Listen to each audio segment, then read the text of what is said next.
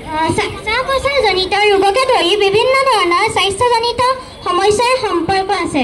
ধঁপাতৰ ধোঁৱাই চৌপাশৰ লোকসকলৰ বাবে যথেষ্ট বিপদৰ সৃষ্টি কৰে, বিশেষকৈ শিশু, গৰ্ভৱতী মহিলা আৰু পূৰ্বতে স্বাস্থ্যজনিত সমস্যা থকা লোকসকলৰ বাবে।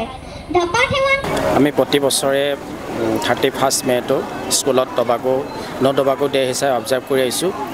আমাৰ ইয়াৰ মেইন এইমটো হৈছে যে আমাৰ ল'ৰা ছোৱালীবিলাকৰ মাজত এটা এৱাৰনেছ আনিব লাগে, যাতে টবাকো ইউজ কৰিলে ভৱিষ্যতে কি ডাঙৰ সমস্যা হ'ব পাৰে।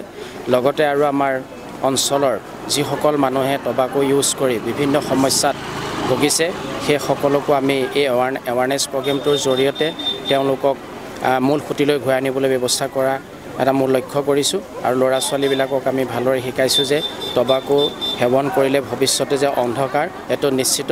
গতিকে আমি টবাকো সেৱন নকৰাকৈ কেনেকৈ এটা সুস্থ সবল আৰু সুস্বাস্থ্য অধিকাৰী হ'ব পাৰোঁ, তাৰ বাবে আমি ল'ৰা ছোৱালীবিলাকক লগত লৈ নয়াবজাৰ মাজমজিয়াত তথা আমাৰ অঞ্চলৰ সকলো মানুহৰ মাজলৈ এটা এৱাৰনেছ পঠাব বিচাৰিছোঁ যে আমি কেতিয়াও টবাকো ইউজ কৰিব নালাগে।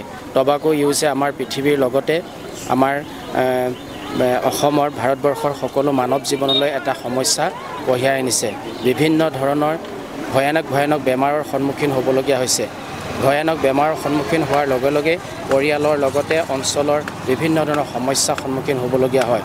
বিশেষকৈ যদি পৰিয়ালৰ মুৰব্বীজনে টবাকো সেৱন কৰে বা এলকহল সেৱন কৰে, সেই পৰিয়ালটোৰ ধ্বংসপথলৈ আগবাঢ়ি গুচি যায়।